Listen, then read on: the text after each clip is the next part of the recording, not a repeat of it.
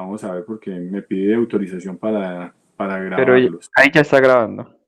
Sí, Sí, pero ya, yo ya puede empezar. Sí, señor. no, aquí la, no veo aquí la activación de la cámara. Ah, pero Ahí ya ya está. aparece arriba Sí, grabando. Sí. perfecto. Bueno, entonces vamos a proceder a hacer la presentación. Bueno, muy buenas tardes muchachos, espero que se encuentren muy bien. Entonces hoy quiero compartir con ustedes un poquito acerca de este tema que es tan importante para la práctica consuetudinaria de la cirugía, ¿no? ¿Me confirman, por favor, si están con buen audio? Sí, doctor, perfecto. Ok, bueno, muy bien. Entonces vamos a hablar acerca de colostomías. Para empezar, esta frase de Albert Einstein es que al que no posee el don de maravillarse ni de entusiasmarse, más le valdría estar muerto porque sus ojos están cerrados. Aquí vemos una ubicación topográfica del colon, ¿sí? Dentro de una proyección abdomen femenino, fíjense ustedes cómo se puede observar el colon ascendente, el colon transverso, el descendente, el sigmoide y aquí vemos el recto hasta la región anal. ¿De acuerdo? Ustedes están viendo el cursor que señalo, ¿no? Sí, señor. Perfecto. Ok.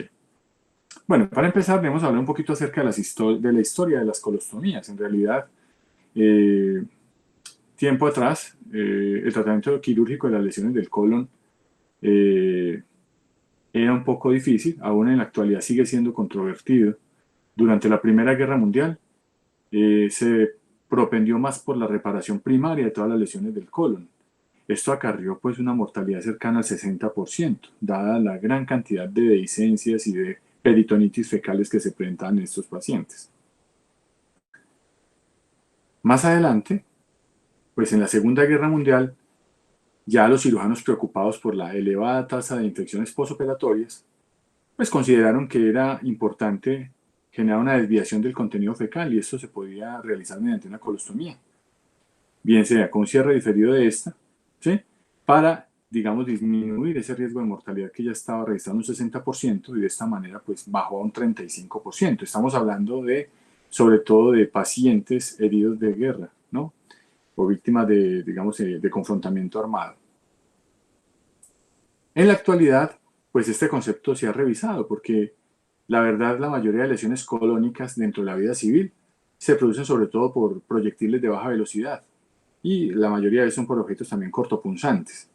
De tal manera pues que los mecanismos son muy diferentes a los que ocurren durante la vida militar, donde se utilizan por lo regular proyectiles de alta velocidad y pues que son mucho más devastadores. Esto ha llevado de alguna manera en algún sector de la cirugía al resurgimiento de la reparación primaria, es decir, de hacer colorafias en circunstancias determinadas de manera primaria. ¿Cuáles serían entonces los criterios generales para la reparación primaria del colon? En primera instancia, un diagnóstico temprano, sobre todo en las primeras 4 a 6 horas de ocurrido el evento, bien sea del evento traumático o del evento infeccioso que conllevó a la perforación. Lo otro es la ausencia de shock o de hipotensión prolongados. Esto es fundamental a la hora de pensar en realizar una reparación primaria del colon. Es fundamental también evidenciar que haya una ausencia de contaminación macroscópica de la cavidad peritoneal. ¿De acuerdo? También la ausencia de lesión vascular colónica asociada. Más adelante veremos cómo es esa irrigación de importante. Otro concepto fundamental para pensar una colorrafia primaria es la necesidad de una transfusión menor de 6 unidades de sangre. Y por último, tener en cuenta la ausencia de necesidad de utilizar cualquier malla para el cierre permanente de la pared abdominal. ¿Cuáles serían entonces las complicaciones después de la reparación primaria del colon? Normalmente las complicaciones después de la reparación primaria se pueden producir de diversas maneras. Primero, por hipotensión prolongada. Se puede presentar también por hemorragia intraperitoneal masiva, por presencia de lesión de más de 2 órganos relacionados. Cuando hay vertimiento fecal significativo, digo, estamos hablando de peritonitis fecales, sobre todo de 4 cuadrantes. Cuando hay un retraso diagnóstico evidente, en esos casos pues hay que fundamentalmente tener en cuenta que van a presentarse complicaciones casi que de manera irrefutable. En el caso del trauma del colon, ¿cuáles serían las alternativas? Normalmente la mayoría de pacientes que presentan lesiones del colon son lesiones, cuando son lesiones penetrantes de bajo riesgo, se pueden tratar mediante un cierre primario o bien mediante una resección del segmento comprometido y una anastomosis primaria. En el caso ya de lesiones colónicas de altísimo riesgo o aquellas que están asociadas a lesiones graves, pues se benefician fundamentalmente de hacer una resección y de hacer una colostomía. ¿Qué es la colostomía? Básicamente la colostomía consiste en la exteriorización de la reparación colónica, ¿sí? Y también ocurre la posibilidad de que esta exteriorización que se realiza fundamentalmente para abocar un estoma, ¿sí? Muchas veces no sea la opción del cirujano. Digamos, anteriormente lo que hacía, se reparaba el colon, se hacía la colorrafia, y después de repararlo, se hacía la exteriorización de ese colon reparado, ¿sí? Sin embargo, esta técnica, la verdad es que se ha venido ya usando, ha caído ya en desuso, sobre todo por la gran presencia de esencia de suturas después de la reparación y por las complicaciones infecciosas locales a nivel de tejidos blandos, pues cuando se exteriorizaba esa porción del colon. De hecho, algunos estudios sobre complicaciones y sobre muerte después del cierre de la colostomía han encontrado una incidencia de complicaciones que puede ir entre el 10 y el 50% aproximadamente. ¿Qué tipo de colostomía hay? Pues tenemos diversidad de, digamos, de técnicas de colostomía. Para empezar, existen las secostomías que fundamentalmente tienen que ver ya con abocar el ciego, ¿sí? De tal manera que el ciego se puede exteriorizar después de haber hecho una reparación. También se puede hacer una secostomía por tubo. Se presentan también las colostomías en asa, las colostomías en cañón de escopeta, que son las mismas colostomías de Bloch-Poll-Mikulicz, y también están las colostomías interrumpidas, de las cuales tenemos las colostomías terminales con una bolsa de Hartmann o las colostomías terminales con fístula mucosa. Asimismo, de la misma manera que hay colostomías, también se puede abocar el ilio, es lo que denominamos una ileostomía, que también puede ser una ileostomía en asa o una ileostomía terminal. ¿De acuerdo? Y esas ileostomías, al igual que las colostomías terminales, pueden ser temporales o pueden ser permanentes, dependiendo obviamente de cuál haya sido la causa del procedimiento quirúrgico. Las colostomías terminales, cuando tienen una bolsa de Hartmann o una fístula mucosa, tienen aplicaciones limitadas, como veremos más adelante. Aquí podemos apreciar esta imagen, donde fundamentalmente vemos diversas ubicaciones de los tumores del colon, ¿sí? Que la mayoría son adenocarcinomas. Vemos acá, por ejemplo, un tumor a nivel del ciego. Aquí vemos un tumor en la flexura hepática o ángulo hepático del colon. Aquí podemos apreciar un tumor en el colon transverso. En estas otras imágenes podemos apreciar un tumor en la flexura lienal o ángulo esplénico del colon. Aquí vemos un tumor en el colon descendente y aquí podemos apreciar un tumor en el sigma, es decir, en el colon sigmoides. Vemos acá entonces diversos tipos de colectomías, es decir, la colostomía es el abocamiento del colon y la colectomía es la resección del colon. Una colectomía total implica la resección de todo el colon y hay ya colectomías parciales, de las cuales hay diversidad de colectomías. Aquí vemos, por ejemplo, una hemicolectomía derecha. Aquí podemos apreciar una hemicolectomía izquierda. Aquí vemos cómo se delimita una hemicolectomía o una colectomía del colon transverso. Y aquí podemos evidenciar cuando se realiza una sigmoidectomía. Esta fundamentalmente es una imagen que nos muestra cómo es la colostomía tipo Hartmann. Fíjense ustedes que aquí lo que ocurrió fundamentalmente es que se resecó el colon sigmoides, es decir, se realizó una sigmoidectomía. Vemos que se cierra el muñón rectal y lo que hacemos es abocar directamente el colon descendente. ¿De acuerdo? Entonces aquí podemos apreciar cómo fundamentalmente lo que se ha hecho es un procedimiento que se denomina el procedimiento de Hartmann, que implica lo que ya les mencioné. Es muy habitual que veamos este tipo de cirugía, sobre todo en pacientes que tienen enfermedad diverticular complicada, ¿sí? Recuerden ustedes que hay una clasificación que se denomina la clasificación de Hinchey, ¿sí? Que es del año 1978, dentro de la cual fundamentalmente tenemos el grado 3 y grado 4, que es cuando hay presencia de una peritonitis purulenta, y el grado 4 cuando hay una peritonitis fecal. En esos casos, la mayoría de veces, las diverticulitis o las enfermedades diverticulares complicadas ocurren donde hay más divertículos, que es el colon descendente y sobre todo el colon sigmoides. Entonces, cuando ocurre una perforación, esto va a conllevar la más de las veces a la presentación de una peritonitis. Si el paciente consulta por un cuadro de abdomen agudo, es llevado a cirugía y lo que encontramos fundamentalmente es la presencia de una sepsis abdominal. Y en estos casos, cuando hay compromiso la mayoría de las veces que es del sigmoide, hacemos una resección del sigmoide, es lo que se denomina sigmoidectomía.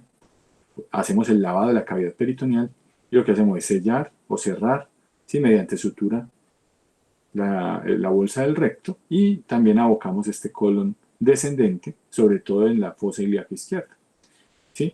Entonces, eso es lo que denominamos un procedimiento de Harman. Y a la colostomía que se realiza dentro del procedimiento de Harman la llamamos la colostomía tipo Harman. Las cecostomías por tubo, fundamentalmente, pues tienen que ver con la intervención sobre el ciego, ¿sí? El primer paso para hacer este tipo de procedimiento es realizar una sutura de doble cordón de bolsa o bolsa de tabaco sobre el ciego, preferiblemente con suturas absorbibles, puede ser catgut cromado o puede ser también poliglactina 910 o puede ser polidioxanona, que es el PDS. Posteriormente se fija el ciego a la pared abdominal y debemos tener cuidado de no dejar un espacio muerto, es decir, no dejar un sitio donde pueda almacenarse cualquier tipo de vertimiento porque se pueden generar complicaciones a posteriori. ¿Sí? Entonces debemos fijar muy bien el ciego a la pared abdominal y no dejar espacios muertos, sobre todo entre el estómago y la pared. La mayoría de veces, si el paciente ya tiene, si todavía tiene apéndice, se prefiere extirpar el apéndice, hacer una apendicectomía incidental, ¿sí? Y ese muñón apendicular nos puede servir para insertar una sonda de Foley a través del mismo, ¿sí? Antes de cerrarlo, y esta sonda de Foley, normalmente utilizamos una sonda de 3 vías, puede servir para irrigar y para succionar directamente en el ciego o en algunos casos para inyectar antibióticos si el cirujano lo considera necesario. Esta técnica de cecostomía en realidad ya se ha hecho poco frecuente, en la actualidad es poco utilizada, ¿sí? Sin embargo, se puede usar para, por ejemplo, para descomprimir y para proteger una línea de sutura distal. Es decir, cuando se ha hecho una intervención distal a ese sitio, esto nos permite descomprimir el colon y disminuir el riesgo de que se generen dehiscencias en las cirugías que están más distales. En el paciente obeso, cuando tiene un colon corto, esa sería una muy buena opción para intervenirlo.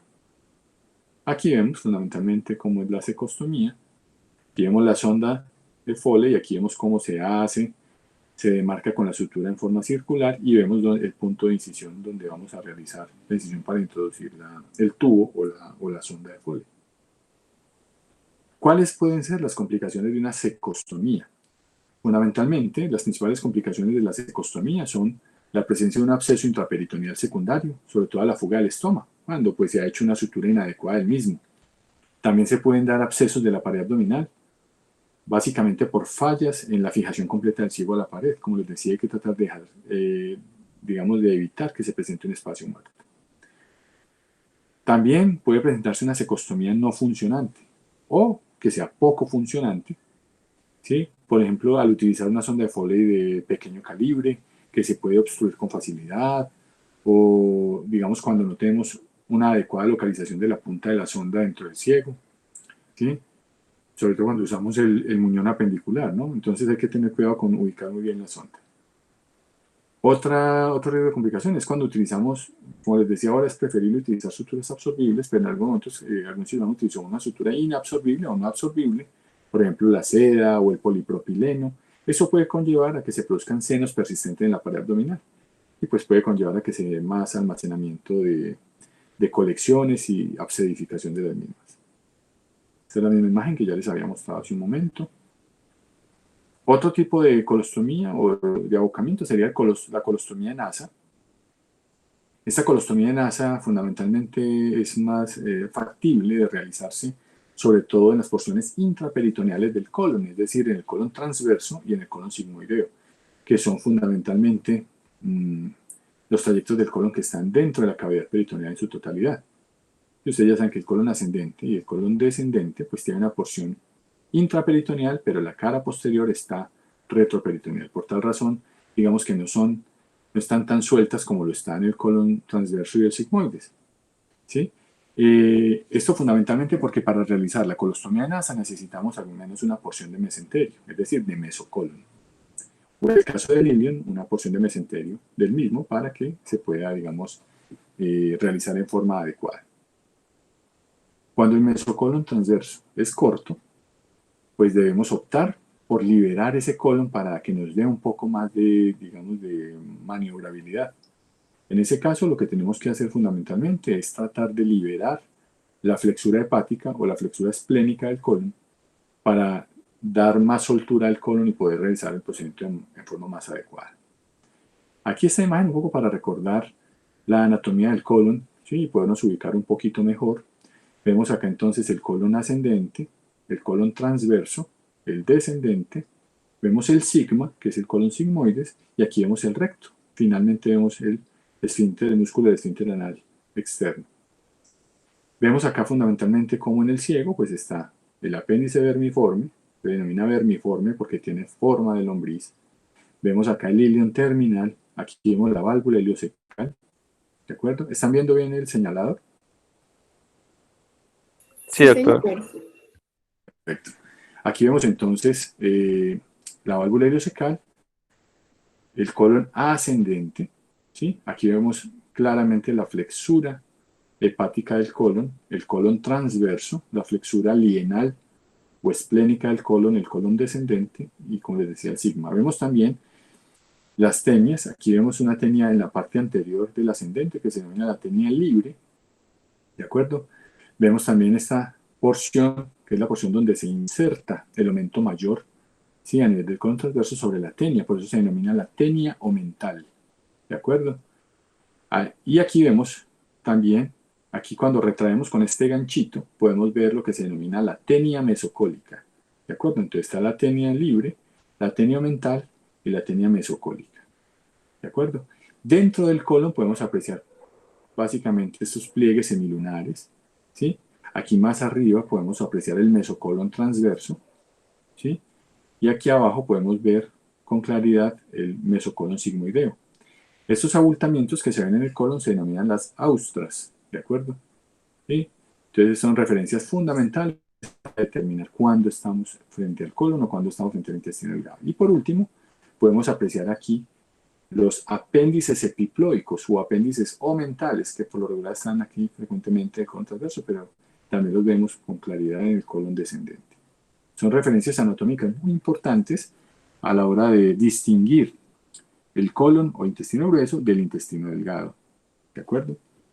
Esta imagen fundamentalmente la traigo para mostrarles, una vez retraemos o reflejamos el estómago, fíjense aquí vemos la pared posterior del estómago, y aquí estamos dentro de lo que se denomina la transcavidad de los epiplones o transcavidad de los omentos, ¿sí? Y aquí en este sector estaría el ingreso a esa cavidad que se denomina el hiato omental o hiato de Winslow, ¿sí? Dentro de esta región podemos apreciar con claridad un sinnúmero de estructuras muy importantes. Vemos fundamentalmente el páncreas. Aquí vemos el páncreas, su cabeza, el cuello, el cuerpo y la cola. Y podemos ver la íntima relación que tiene la cola del páncreas con el vaso. Aquí podemos apreciar muy bien el vaso, porque, como ustedes lo podrán revisar, la irrigación del cuerpo y la cola del páncreas básicamente depende de la arteria lienal o esplénica. Y el drenaje venoso se va a través, en la parte posterior, irá a la vena esplénica o lienal. Ya la cabeza del páncreas pues va a depender su irrigación básicamente de las arterias pancreatoduodenales que vienen de la arteria gastroduodenal, las pancreatoduodenales anterior superior y posterior superior, y las arterias pancreatoduodenales anterior inferior y posterior inferior que provienen de la arteria mesentérica superior.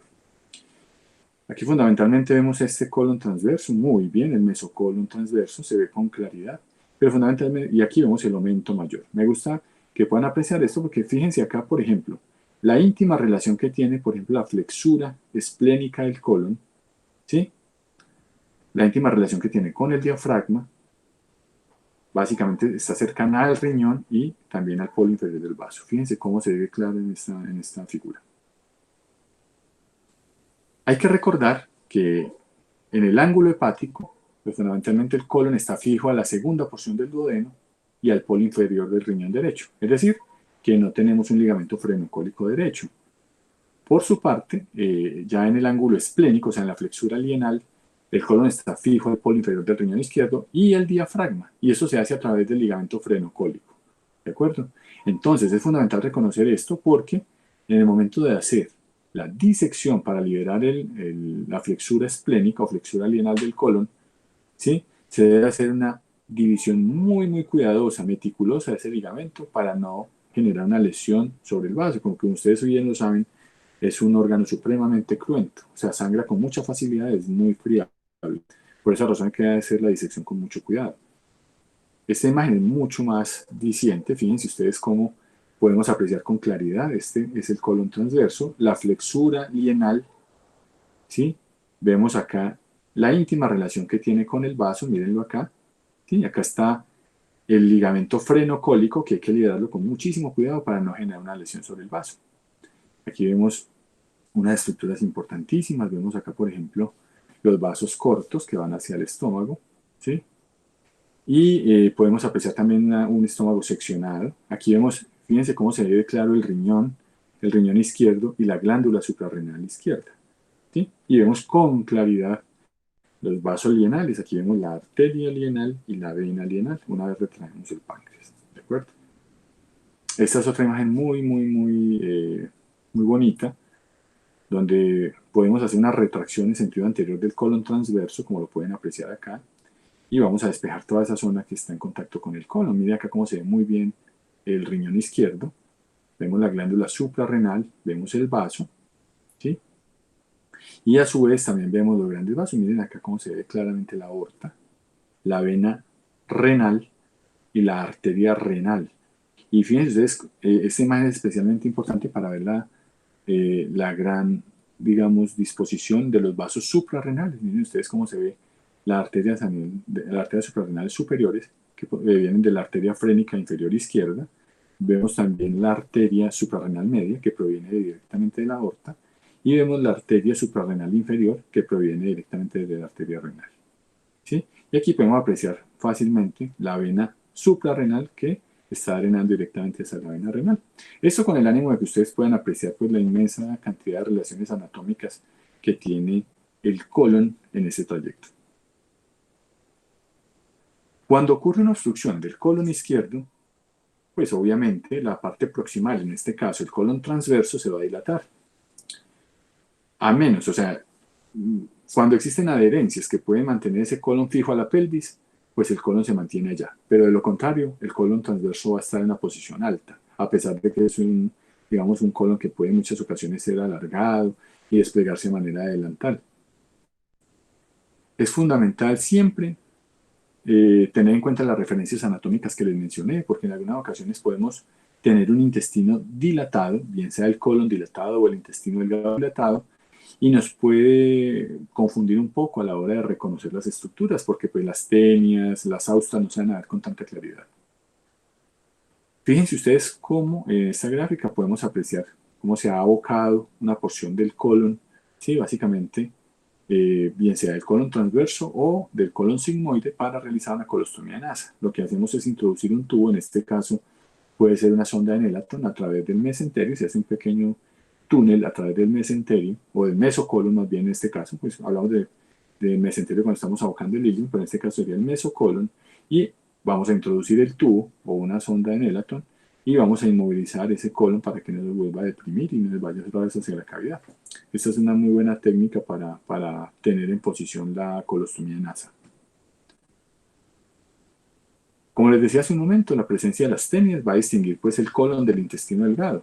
¿Sí? Pero cuando hay ya dilataciones marcadas, esas tenias o las austas se pueden hacer menos visibles y nos pueden llevar a confusiones importantes a nivel intraquirúrgico. Es fundamental tener en cuenta referencias. Por ejemplo, tener en cuenta que el colon izquierdo y el sigmoide tienen más apéndices diplóicos que el colon transverso. Es una referencia importante. Aquí podemos apreciar un corte del colon. Fíjense ustedes, en este caso estamos hablando del colon transverso. Podemos ver aquí el mesocolon, donde fundamentalmente vemos un vaso que se llama el vaso recto, que es una arteria que va a llevar la irrigación directamente hacia el colon. Recuerden ustedes que, a diferencia del intestino delgado, el colon pues está recubierto de músculo, de una capa muscular circular, como la vemos acá, pero no tenemos, digamos, una capa una capa muscular longitudinal en todo el trayecto del perímetro del colon. Miren ustedes que solamente en ciertas porciones encontramos músculo, una capa longitudinal muscular. Y esa capa muscular longitudinal que está en esos determinados sitios son los que constituyen pues, las tenias que ya les mencioné hace un momento. La tenia, ¿sí? Las tenias que, como les mencioné hace un momento, solamente van a estar distribuidas en ciertas áreas del colon. Y por esa razón, el colon está más susceptible a generar una deformidad en su pared y formar lo que se denominan los divertículos colónicos, que fundamentalmente se presentan en pacientes que pues llevan una dieta baja en fibra y que hace que esas paredes se vuelvan mucho más débiles y puedan deformarse de la manera que lo estamos viendo acá. Esta figura es muy importante porque nos permite, en primera instancia, ver la disposición de la circulación hacia el colon. Miren ustedes que en el borde mesocólico o mesentérico vemos cómo llega el vaso recto, y en el borde antimesentérico, que es este de arriba, vemos cómo se genera una anastomosis entre esos vasos que están rodeando ese colon. A su vez, podemos apreciar acá el apéndice aumental o apéndice epiploico. Se ve claramente, es un apéndice grasoso que está también con una irrigación adecuada. Y miren la diferencia tan importante que hay con este apéndice epiploico que tiene un divertículo en su interior. ¿Sí? Aquí vemos un divertículo colónico dentro de un apéndice epiploico o aumental. Entonces hay que tener cuidado porque algunos de estos apéndices pueden tener divertículos en su interior. ¿Sí? Fíjense acá cómo se ve la mucosa, ¿sí? Claramente cómo se ve circunscrito ese divertículo. Vemos aquí entonces la capa serosa, la capa muscular circular, la capa muscular longitudinal que solamente está en las tenias y la mucosa en el interior. Y en este recuadro inferior podemos apreciar cómo durante la cirugía, cuando no tenemos cuidado, podemos llevar, digamos, con una tracción brusca sobre los apéndices aumentales, podemos llevar a que estos, pues obviamente, a lesionar la irrigación de estos apéndices y presentar una isquemia de los mismos. Es lo que se denomina en el argot quirúrgico como una isquemia no mesentérica, sino una isquemia antimesentérica. ¿De acuerdo? Pero fíjense acá cómo, pues obviamente, con la manipulación de los mismos y con la instrumentación, pues debemos ser un poco delicados para evitar este tipo de compromiso. Esa es otra imagen bien bonita, donde podemos apreciar una imagen, por ejemplo, del colon ascendente o descendente. Fíjense que es una vista postero-anterior. Esta es la porción posterior donde vemos fundamentalmente la arteria marginal que lleva toda la irrigación. Aquí vemos el mesocolon, ¿sí? Aquí podemos apreciar, pues, digamos, de esa arteria marginal se deriva un brazo corto y hay otro brazo que es un brazo largo que va a circunscribir toda la periferia del colon, ¿sí? Y como en la figura anterior vemos cómo se anastomos en el borde antimesentérico. Vemos aquí las tenias, como ya les explicaba hace un momento, ¿sí? Aquí vemos la tenia libre, porque es que está en la parte anterior, ¿sí? Aquí vamos a ver la tenia mesentérica en esta zona, ¿sí? Y aquí vamos a apreciar la tenia aumental, ¿de acuerdo? Vemos aquí un apéndice aumental o diploico, claramente, aquí vemos otro. Es una imagen muy bonita. Esta ya es una imagen básicamente para ver la circulación del colon. Fundamentalmente recordar, ahorita la veremos con mayor claridad. Esta es la aorta, aquí vemos las arterias ilíacas comunes. Miren ustedes lo que hablamos en la clase anterior. Esta es la arteria ilíaca externa y esta es la arteria ilíaca interna, ¿sí? O hipogástrica, que la podemos ver acá claramente, ¿sí saben? Que se dirige hacia la pelvis. Y la ilíaca externa que ya se dirige hacia el miembro inferior. Y dentro de esta aorta vemos acá fundamentalmente el tronco celíaco con sus tres ramas, la arteria gástrica izquierda, la arteria lienal y la arteria hepática común. Vemos aquí la mesentérica superior, vemos aquí la mesentérica inferior, y eso es pues reconocer fundamentalmente, aquí se ha seccionado ya el colon transverso, por tal razón pues no alcanzamos a ver la arteria cólica media, pero sí podemos apreciar la arteria iliocólica, ¿sí? La estamos viendo, aquí vemos los ramos que van hacia abajo, ¿sí? Aquí la podemos apreciar mucho mejor. Aquí vemos la arteria cólica derecha que se dirige fundamentalmente hacia el colon ascendente. Y aquí ya vamos a apreciar. Recuerden ustedes que la arteria mesentérica superior va a determinar la circulación fundamentalmente de todo, pues obviamente de todo el intestino delgado, del ciego, del colon ascendente y de las dos primeras partes, o sea, los 2/3 proximales del colon transverso. Y por su parte, la arteria mesentérica inferior nos va a irrigar fundamentalmente el tercio distal del colon transverso, nos va a irrigar el colon descendente con la arteria cólica izquierda, que ya podemos apreciar acá con claridad, y nos va a irrigar también el colon sigmoide a través de lo que se denomina las arterias sigmoideas que están acá, ¿sí? Y finalmente nos va a dar también ramas hacia el recto en la porción superior, o sea, la arteria rectal superior. Me interesa que vean en esta imagen, y es fundamental esta relación anatómica, tanto del lado derecho como del lado izquierdo. Fíjense acá cómo viene el ureter. Sigan el trayecto del ureter, mire cómo se va desplegando en íntima relación con los vasos cólicos. Y aquí, y también lo mismo en el lado izquierdo, y fíjense cómo acá se hace. Está desde una parte de una porción superior y lateral, se va haciendo más anterior y posteriormente se dirige en sentido medial hacia la pelvis para desembocar en la vejiga, ¿sí? En la unión cistureteral. Me interesa que vean esta íntima relación que tiene el ureter con los vasos sigmoideos y con los vasos ilíacos, tanto con los vasos ilíacos comunes como los externos. Esta relación es supremamente importante a la hora de disecar el colon sigmoides. ¿De acuerdo? Siempre, de ser posible, es fundamental tratar de transiluminar el mesocolon. Esto nos permite, pues, digamos, tener una mayor precisión a la hora de disecarlo. Hay que tener en cuenta que siempre debemos buscar identificar la arteria marginal y la arteria cólica media, ¿sí? Y tratar de preservarla, porque pues obviamente tiene un gran influjo sobre todo en la irrigación de esa zona. Recordar pues que la irrigación del colon no es tan rica como la irrigación del intestino delgado, y es fundamental pues preservar muy bien todas las ramas que provienen de la mesentérica superior y la mesentérica inferior. Aquí podemos ver una gráfica mucho mejor. Miren ustedes cómo se ve claramente la aorta, ¿sí? Y aquí quiero que vean una cosa muy importante, y es que tenemos esta mesentérica superior que nos está dando pues fundamentalmente la arteria iliocólica, que va la rama iliosecoapendiculares que va hacia el apéndice, y nos va a dar también pues obviamente toda la irrigación del ilion terminal. Pero además va a contribuir a la irrigación del ciego. Vemos acá también la arteria cólica derecha, mire, se ve muy bien partiendo de la mesentérica superior. Vemos en esta zona, aquí se ve muy bien, por ejemplo, los ramos. Esta es la cólica media. Fíjense cómo sale de la mesentérica superior y da dos ramas. Una rama derecha y una rama derecha y una rama izquierda, ¿sí? Y vemos también acá la arteria mesentérica inferior, que nos va a dar la arteria cólica izquierda, ¿sí? Y que nos va a dar también las arterias sigmoideas y la arteria rectal superior. En este caso, quiero que vean dos cosas fundamentales, y recordar que el colon, a pesar de que tiene una irrigación más pobre que el intestino delgado, también tiene una importante colateralidad, y esto es fundamental a la hora de preservar el colon como tal. Entonces, sobre todo en trauma o cuando se van a hacer intervenciones quirúrgicas por cáncer o por procesos infecciosos severos o procesos de diversa índole, debemos echar mano a esta circulación colateral, que es muy importante. Y aquí quiero hacer referencia a dos estructuras fundamentales. Una, que es esta arteria que está circunscribiendo todo el marco del colon, como ustedes la pueden apreciar acá, y que a su vez, digamos que ofrece una colateralidad, porque miren ustedes que se intercomunica con todas las cólicas, la iliocólica, la cólica derecha, la cólica media, la cólica izquierda, las sigmoideas, y esta arteria entonces que se forma alrededor del colon se denomina la arteria marginal del colon o arteria marginal de Drummond, y es una arteria fundamental porque permite ofrecer la colateralidad cuando se genera algún tipo de lesión en un segmento de las arterias cólicas.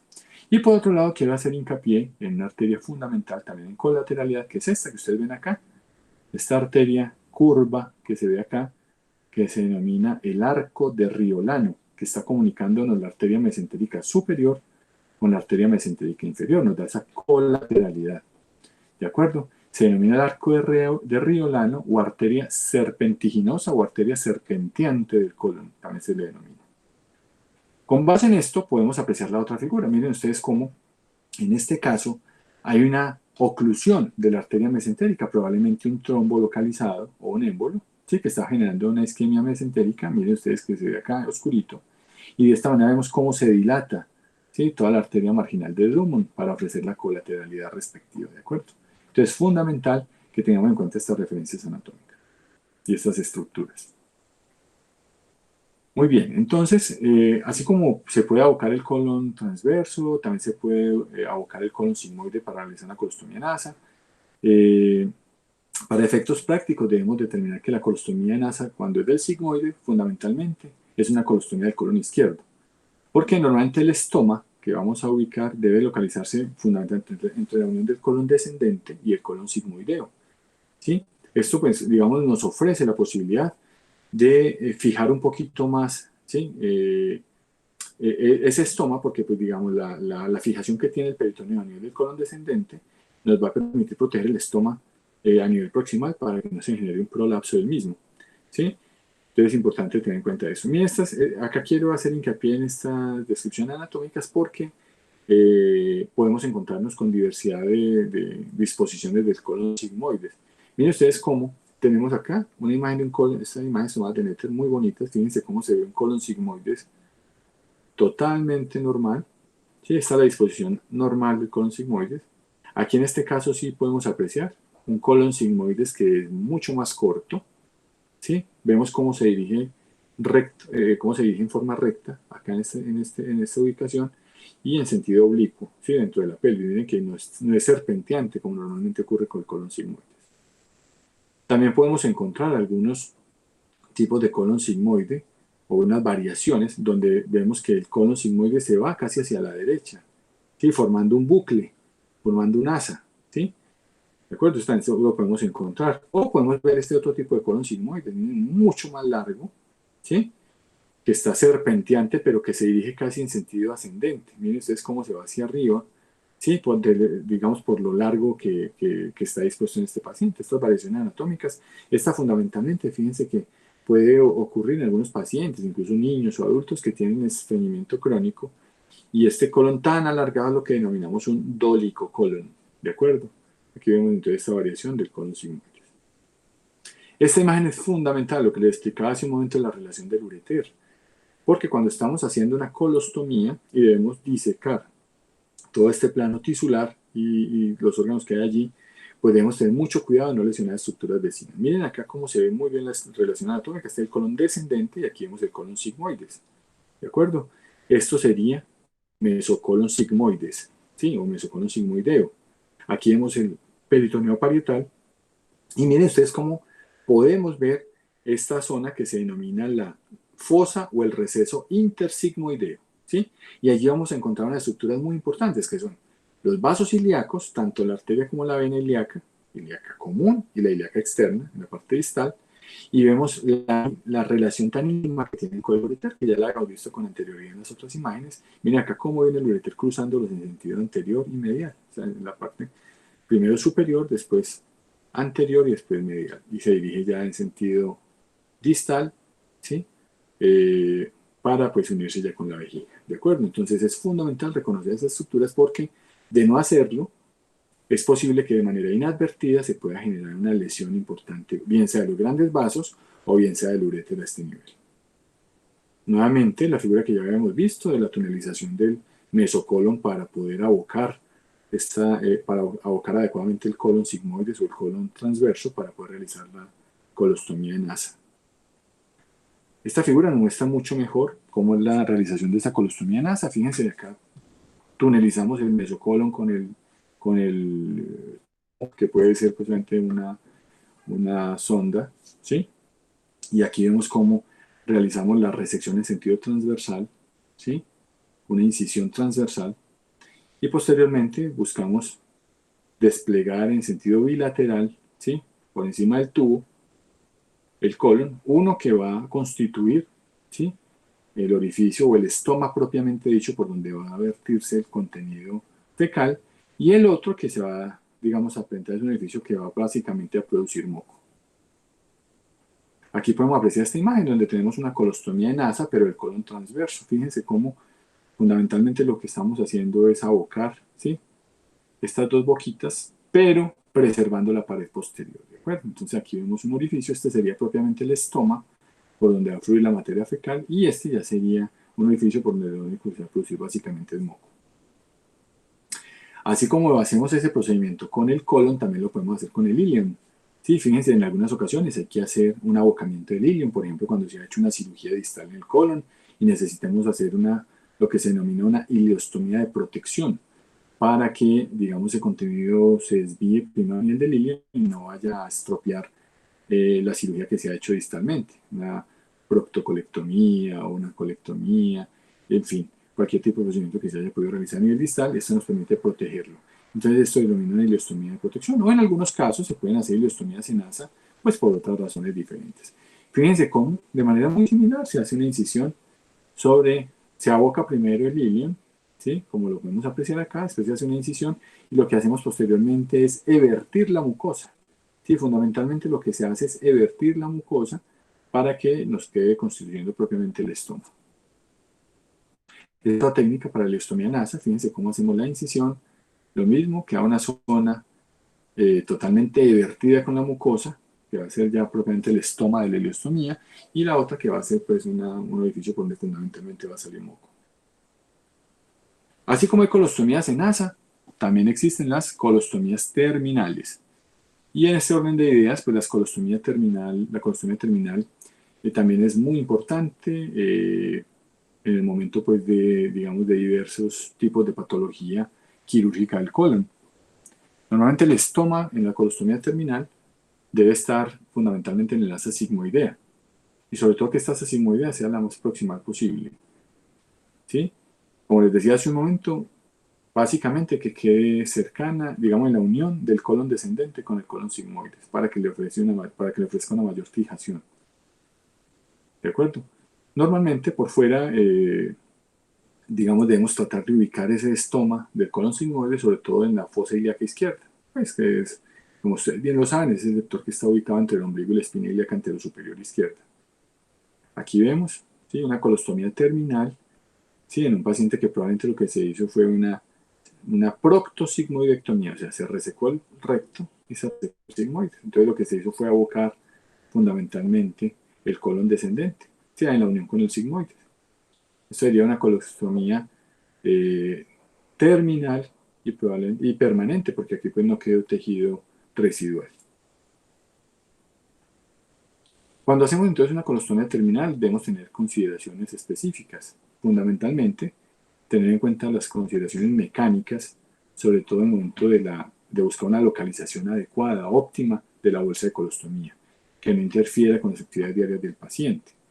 Lo otro es tener en cuenta las consideraciones anatómicas, sobre todo en el momento de buscar cerrar el surco paracólico izquierdo, y así podamos evitar una obstrucción del intestino delgado que se pueda, digamos, enclavar en ese lugar.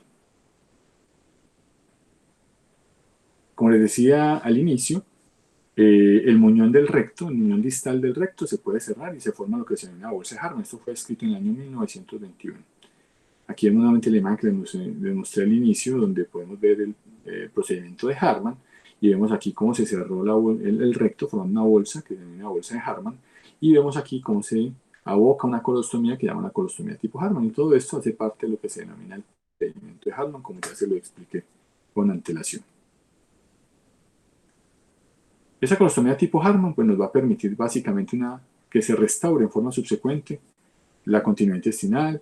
Esto fundamentalmente digamos, si la resección que se hizo a nivel de la unión recto-sigmoidea está por encima de la reflexión peritoneal.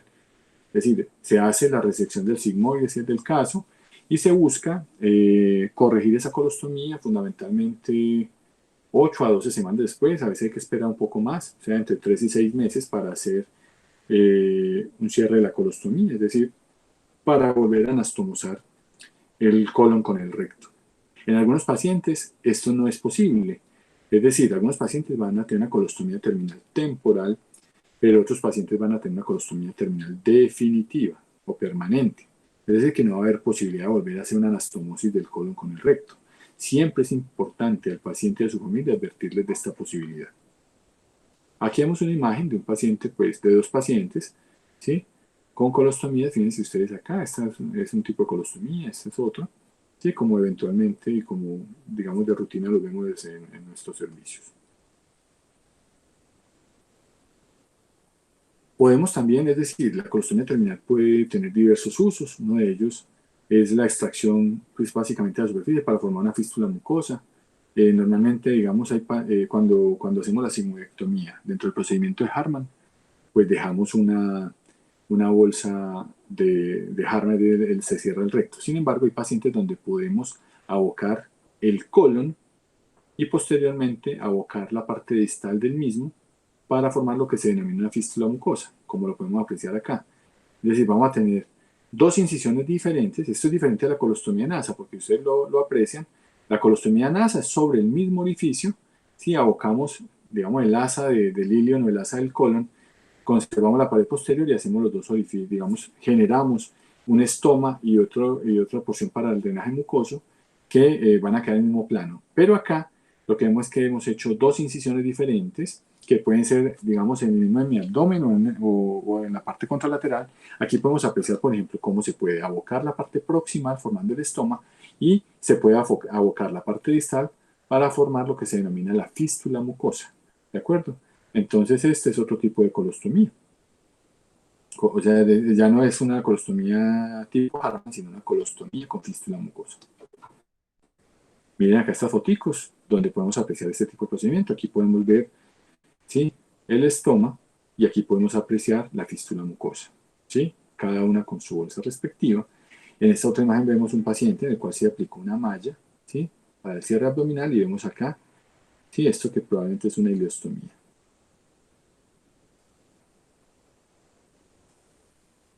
Es importante considerar cuando hacemos una colostomía terminal que cuando hacemos la sección del colon, ese extremo seccionado a nivel proximal, sobre todo cuando es en el sigmoides, es importante que sea más o menos entre 5 y 10 centímetros, alrededor de 8 centímetros sobre la superficie de la piel, y apreciar adecuadamente su color, ver que esté bien irrigado, es fundamental para evitar una isquemia o necrosis a posteriori, ¿sí?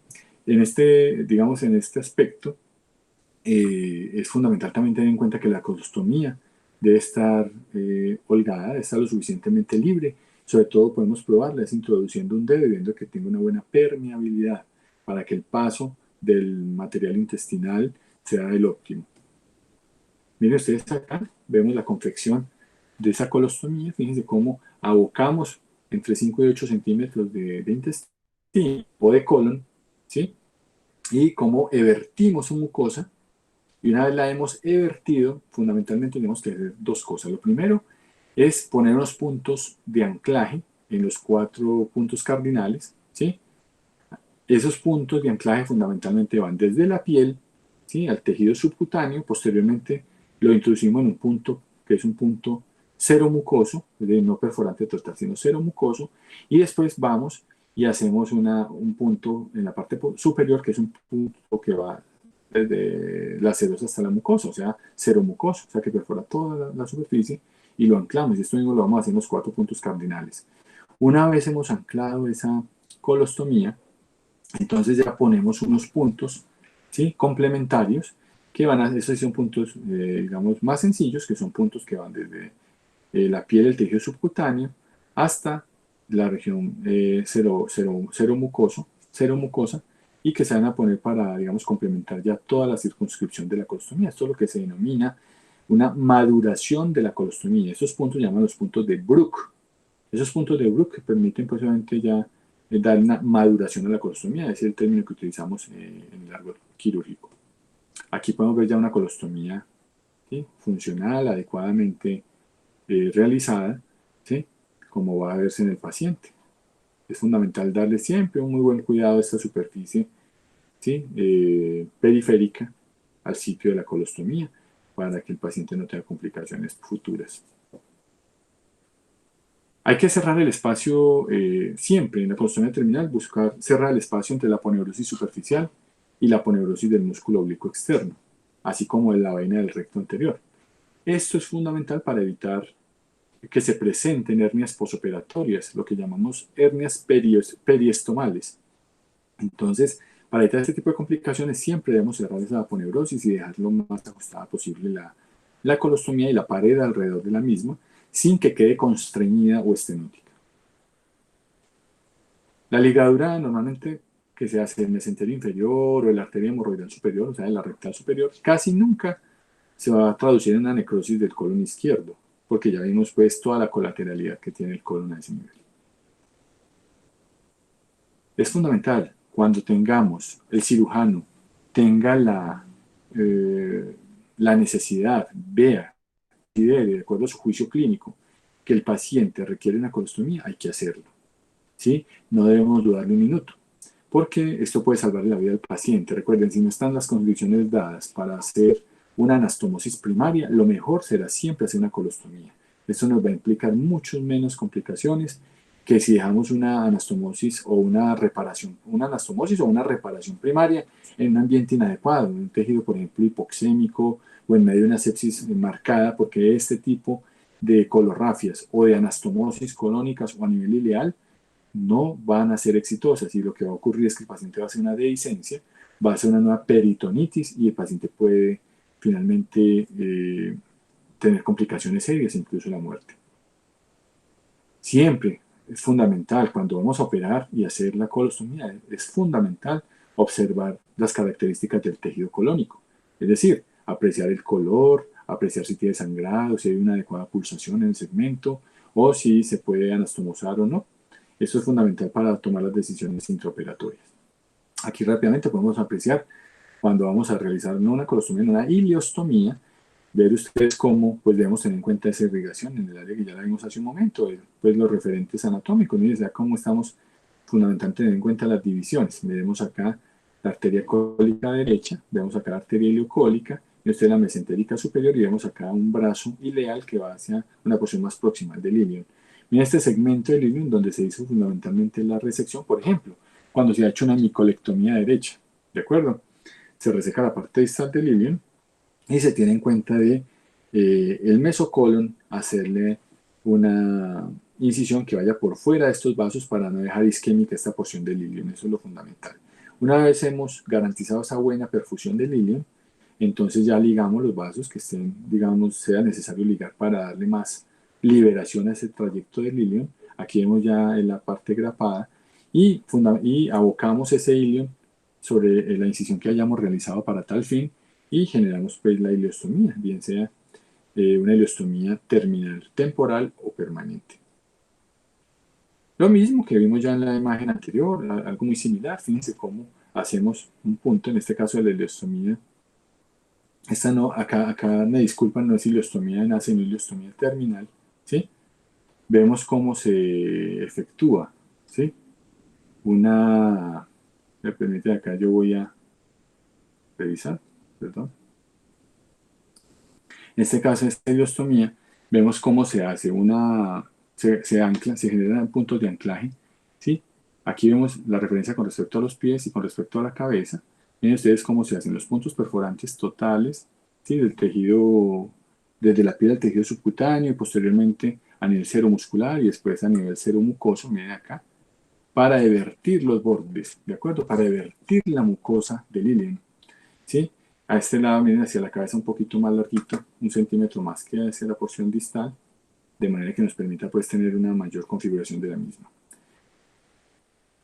Hay diferentes, bueno, aquí este cuadro es fundamental para determinar que, como les decía hace un momento, hay diferentes indicaciones para los estomas intestinales, bien sea ileostomías o bien sea colostomías.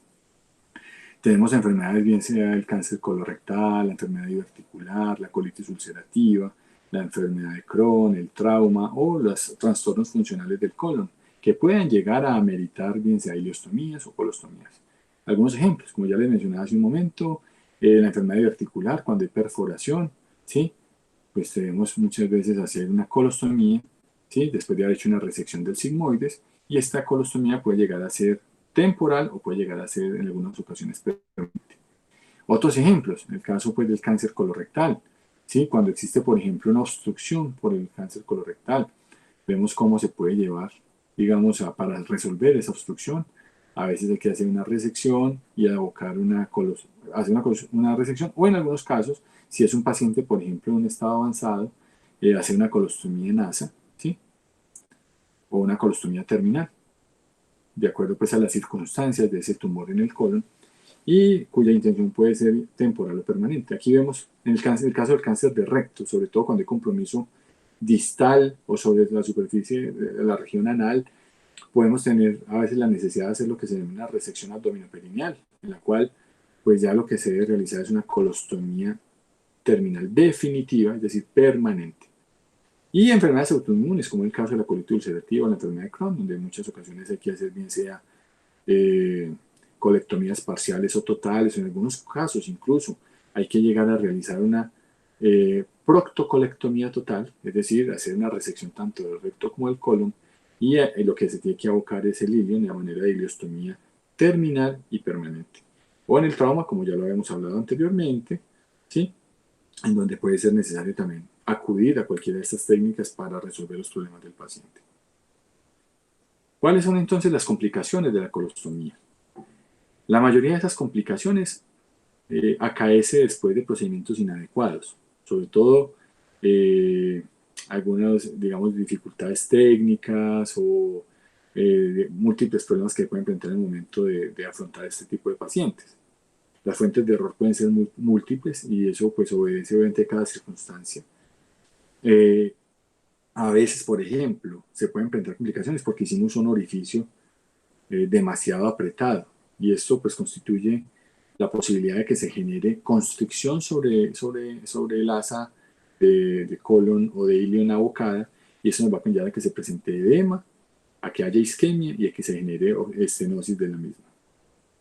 También puede pasar todo lo contrario, y es que el orificio quede demasiado amplio y entonces ya va a quedar muy flojo, y esto pues lleva a problemas como son el prolapso, que se presenten hernias periostomales, la mucosa puede ser redundante, puede ocurrir también que se presente retracción de la misma, que haya una evisceración, es decir, en el contorno del estoma, por un lado pueden salir asas de intestino delgado, se puede encontrar evisceración como tal, o que haya una obstrucción del intestino delgado, pues al quedar obviamente atrapada en esa zona.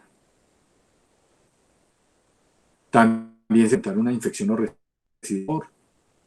Pueden haber abscesos intraabdominales, pueden haber abscesos periestomales, y lo que ocurre también en muchas ocasiones es que se puede encontrar una necrosis del estómago y lleve a la necesidad de hacer una nueva cirugía para hacer un remodelamiento del estómago. Esta es una publicación del Colegio Americano de Cirujanos, del American College, en donde vemos fundamentalmente la incidencia de las complicaciones más comunes en los estomas intestinales. Miren ustedes que hay diversas complicaciones, problemas cutáneos, obstrucciones, retracciones, hernias, prolapsos, fístulas, estenosis y necrosis. Miren ustedes aquí vemos 3 estudios, ¿sí? En esta cohorte de pacientes vemos que a todos se les realizó ileostomía, ¿sí? Y vemos que en este caso el problema más frecuente fue el cutáneo, los problemas de la piel, que circunscriben los estomas de la ileostomía, que fue más o menos un 34%, seguida de obstrucciones en un 23%. En este otro grupo de pacientes vemos cómo la principal complicación, igual que en la anterior, fueron los problemas cutáneos y seguida de la presencia de hernias periestomales. Y en este tercer grupo, ¿sí? Con 203 pacientes, vemos cómo el principal problema que ocurrió fue la presencia de hernias, seguido de los problemas cutáneos. ¿De acuerdo? ¿Cuáles son entonces las recomendaciones al realizar una colostomía? Entonces, las recomendaciones más importantes al realizar una colostomía, fundamentalmente, son tener en consideración la irrigación. Es importante que cuando vamos a hacer una colostomía terminal, revisemos de que haya una buena irrigación en el muñón distal. Lo otro que es importante es analizar que si el extremo, digamos, del colon está isquémico, no importa el hecho de que haya estrechez o no del estoma. Es decir, si el estoma está estrecho, tengamos o no un colon bien perfundido isquémico, pues no va a tener, digamos, ningún efecto porque de todas maneras la estrechez del estómago va a hacer que se isquemice. Por el contrario, si tengo una irrigación terminal buena, o sea, si tengo un muñón bien irrigado, ¿sí? Como les decía con anterioridad, siempre esto va a estar supeditado a que haya una buena apertura cuando hacemos la incisión abdominal. Recordemos que si no hicimos una incisión adecuada, pues esto va a llevar a que la estenosis conlleve isquemia y necrosis de ese segmento de intestino o de colon que se abocó, ¿sí? A pesar de que hayamos ganado, digamos, hecho un buen trabajo en la selección de ese segmento bien perfundido. Es importante tener en cuenta y recordar el concepto anatomofisiológico de que la retracción de la colostomía se debe fundamentalmente a las contracciones peristálticas que se presentan. Y esto conlleva que pues, se trate de mover las heces, digamos, del colon obstruido, y esto puede conllevar a que esa retracción sea mucho más severa y genere mucho más dolor en el paciente o más sintomatología. A veces estas contracciones pueden ser supermente fuertes y el paciente pues, se ve básicamente muy incapacitado. Por último, y para finalizar, no olvidar, vimos ahora en el cuadro que les mostré que las principales complicaciones estaban fundamentadas principalmente o por las lesiones de la piel o por la presencia de hernias. En ese sentido, es muy importante siempre considerar un adecuado cuidado del estómago, de la ileostomía o de la colostomía. ¿Sí? Entonces, es importantísimo que ese paciente sea educado de cómo debe cuidar su estómago, de cómo debe cuidar esa piel circundante. Porque no, digamos, no es infrecuente que los pacientes presenten grandes complicaciones a partir del compromiso tisular alrededor de la colostomía o de la ileostomía. Y eso puede traducirse en que se presenten, por ejemplo, abscesos localizados, que se presenten celulitis, o en algunos casos más severos que el paciente haga una sepsis de tejidos. Por eso es importante tener en cuenta siempre el cuidado de la colostomía. Para esto es supremamente valioso, ¿sí? El trabajo que realiza el personal de enfermería. De hecho, ya en enfermería existe una especialidad que se denomina la terapia enteroestomal, y algunas enfermeras se especializan en esta área para dar un adecuado cuidado a todo este tipo de, digamos, de pacientes con estomas, pacientes con el abdomen abierto, o el manejo de heridas complejas, bien sea a nivel de extremidades y demás. Pero fundamentalmente en lo que concierne a esta charla, que es el manejo de las colostomías, este personal de enfermería pues se prepara adecuadamente y hace un muy buen cuidado. Y nosotros como médicos o como cirujanos debemos también tener siempre en consideración un adecuado cuidado y sobre todo una muy buena educación a nuestros pacientes para que ellos puedan conservar adecuadamente el tejido que circunscribe esa zona. Hay algunos productos de muy buena calidad en el mercado que han sido fundamentales en la actualidad para poder llevar a cabo todo este tipo de cuidado en el paciente. ¿De acuerdo? Entonces, no siendo más, quiero agradecerles por su atención y para finalizar, esta frase de Albert Camus, y es que la verdadera generosidad para con el futuro consiste en entregarlo todo el presente. Muchísimas gracias. Doy paso, muchachos, si tienen algún tipo de preguntas, con el mayor gusto, pues estaré atento a contestarlas. Muchas gracias, doctor. Yo tengo una pregunta, pues yo Sí, tengo como varias. sí, señor. La primera es si, digamos, se hace una colestomía terminal, ¿qué pasa con el muñón que no hace parte de la colestomía? O sea, con la otra parte del intestino. Como lo pudimos ver, Diego, fundamentalmente lo que hace, hay dos tipos de colostomía. Una en la cual va a quedar un segmento distal dentro de la cavidad, como ocurre con la colostomía tipo Hartmann, donde lo que se hace es cerrar el recto. ¿Sí vieron? Como les mostré en las imágenes. Sí, Cerramos el señor, recto sí. y lo que se aboca fundamentalmente es la parte proximal. Pero en otros casos, como les mostré, hay unas colostomías donde abocamos, hacemos otra incisión para abocar la parte distal del intestino, y es la que se denomina una fístula mucosa. Es decir, tenemos el estómago por donde va a vertirse la materia fecal y tenemos otro Sí, orificio por donde abocamos la parte distal del intestino o del colon, que se denomina la fístula mucosa. ¿De acuerdo? Entonces, sí, esa señor. distal lo que va a hacer es producir simplemente moco. Y existe ¿Y cuál también. es la utilidad de ese moco? No, ninguno en este caso. O sea, digamos que como se desfuncionalizó, ¿sí? Digamos, si se desfuncionalizó depende del propósito con el que se haya realizado la cirugía. Pero lo que hicimos acá fundamentalmente fue desfuncionalizar el intestino, ¿sí? Entonces lo que nos compete, digamos, lo que más nos interesa es que el vertimiento fecal sea a nivel de ese estoma para proteger la parte distal. Llámese por una resección que se hizo masiva o porque hicimos una cirugía más a nivel distal para protegerla. Pero aquí en este caso, fundamentalmente, digamos, como pasa por ejemplo con la colostomía tipo Hartmann, ese muñón rectal, muchas veces con el tiempo el paciente dice que está presentando defecación a pesar de tener una colostomía tipo Hartmann. Lo que pasa es que mucho de ese moco que queda formándose a ese nivel, pues sale a través del ano, pero no es como tal, digamos, el curso de la materia fecal porque no está conectado el tracto. ¿De acuerdo? Doctor, una Perfecto. pregunta. ¿Es frecuente encontrar las evisceraciones como complicación o no?